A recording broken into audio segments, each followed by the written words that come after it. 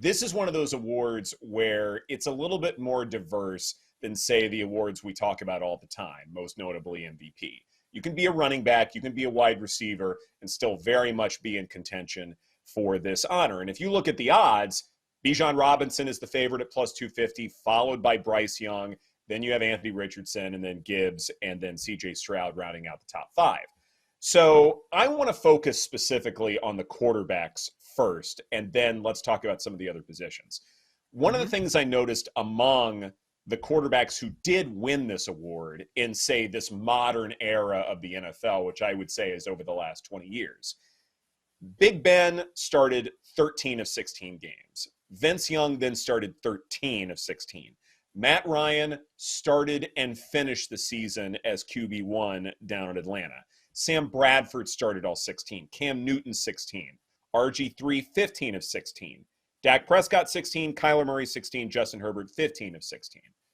One of the things I noticed is since 2008, if you like a quarterback to win this honor, then they need to be starting right away or starting in week 2. There is not a whole lot of wiggle room beyond that for a quarterback to come in, take over the reins, and then become the offensive rookie of the year. And so the Bryce Young news to me is a big deal because he is the starting quarterback for week 1. Therefore, he is in the running to win this honor. Meanwhile, you look at some of the other rookies, like a Will Levis or an Anthony Richardson, someone like that, they haven't been proclaimed the week 1 starter, and they might be.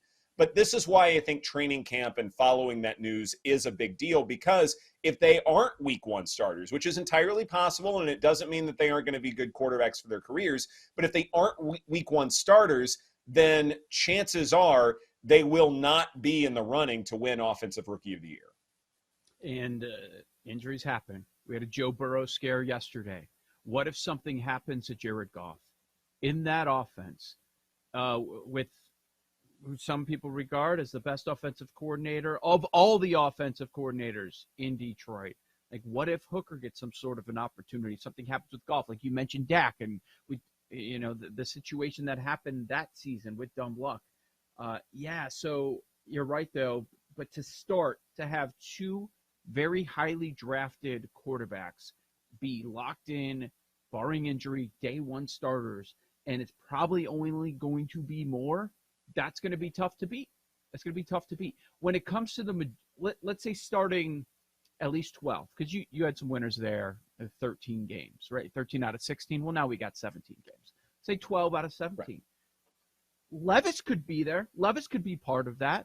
Richardson and Minshew are having this QB competition in Indianapolis, and guess what? There are some weapons on the outside there in that spot. So unlike the situation with Carolina, there are actually weapons in that Colts offense. There are a lot of quarterbacks here that, if given the opportunity, are in a position to succeed. The thing is, right now, the ones that we know that are going to be starters don't have a whole ton of talent to throw to on the outside. So, if there were to be a path with some of these other quarterbacks that were drafted, maybe they would have a chance. Maybe they don't have the talent, but situation with coaching and receivers could be beneficial to them if they get that opportunity. The Zay Flowers one, that's the one that I think really stands out to me, not just from what John Daigle was telling us, but also the makeup of the Ravens in general. They're going to be throwing the ball a good bit more, I think, even though Lamar Jackson and that backfield, certainly the running ability is there among a bevy of talented players.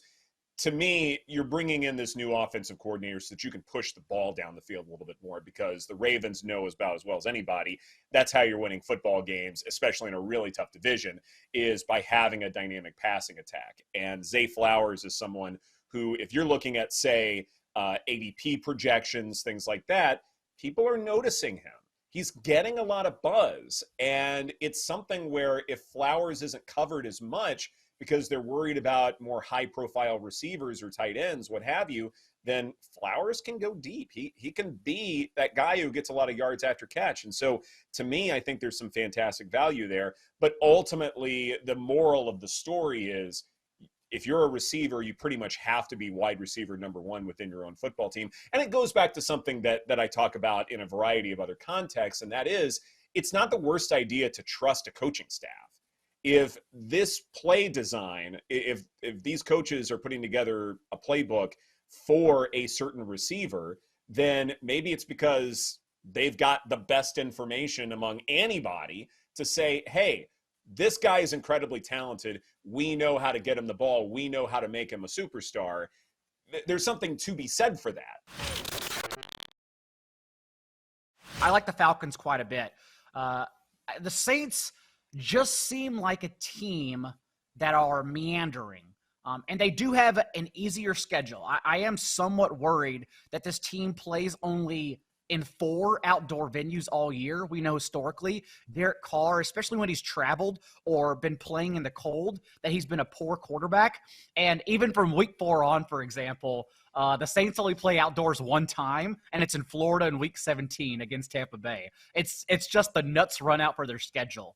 But overall, given the questions of their talent, the questions of Derek Carr, since Andy Dalton was actually 3rd among all quarterbacks with at least 30 red zone attempts and completion rate last year, whereas Derek Carr hasn't been top 20 in 3 consecutive seasons. When the field has been condensed and it's important to score, that's when Derek Carr has historically crumbled because he's been unable to read the defenses. Whereas Andy Dalton was actually really good. It was just Dennis Allen's offensive decision-making that dragged that team down last year as a very conservative coach. And so I do like the Falcons to emerge here. We have star players added on defense quietly, like Jesse Bates, one of the best run defensive safeties added in free agency, not to mention David Onyemata and Caden Ellis, who understand Ryan Nielsen's defense since they both played with him in New Orleans just last year. And so they're at least veterans who know the scheme and can perhaps get everything going from week 1.